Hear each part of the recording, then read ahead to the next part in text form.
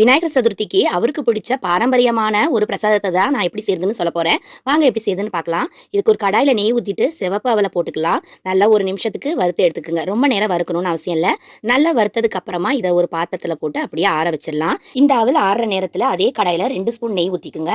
முந்திரி ஒரு 10 முந்திரி போட்டு நல்லா வறுத்துக்கலாம். இது வறுத்து கலர் மாறுற நேரத்துல 1 ஸ்பூன் அளவுக்கு எள்ளு போட்டு நல்லா பொரிச்சுக்க போறோம். எள்ளு போட்டதும் ஒரு வறுத்துட்டு அடுப்பை ஆஃப் பண்ணிடலாம். இந்த சூடுலயே எள்ளு நல்லா பொரிஞ்சிரும். இப்போ மிக்ஸி ஜார்ல நம்ம வறுத்து வச்சிருந்த அந்த அவலை அப்படியே போட்டுக்கலாம். இப்போ இது கூட ஒரே ஒரு ஏலக்காய், 2 ஸ்பூன் சுகர், 2 ஸ்பூன் உடச்ச கடலை போட்டு இது எல்லாத்தையும் நல்லா நைஸா அரைச்சிட்டு வந்துடலாம். இந்த அளவுக்கு நல்லா நைஸா அரைச்சிக்கணும். இப்போ இதை ஒரு பாத்திரத்துல அப்படியே மாத்திக்கலாம். இப்போ இதுல 4 ஸ்பூன் அளவுக்கு நாட்டு சக்கரை, தேங்காய் நல்லா தாராளமா சேர்த்துக்கணும். அடுத்தது நம்ம வறுத்து வச்சிருந்தோம் இல்லையா, முந்திரியையும் எள்ளையும் லேசா சூடா இருக்கும் போதே அதை போடணும். ஒரு பிஞ்ச் அளவுக்கு சுக்கு போட்டுட்டு நல்லா மிக்ஸ் பண்ணிக்கலாம்.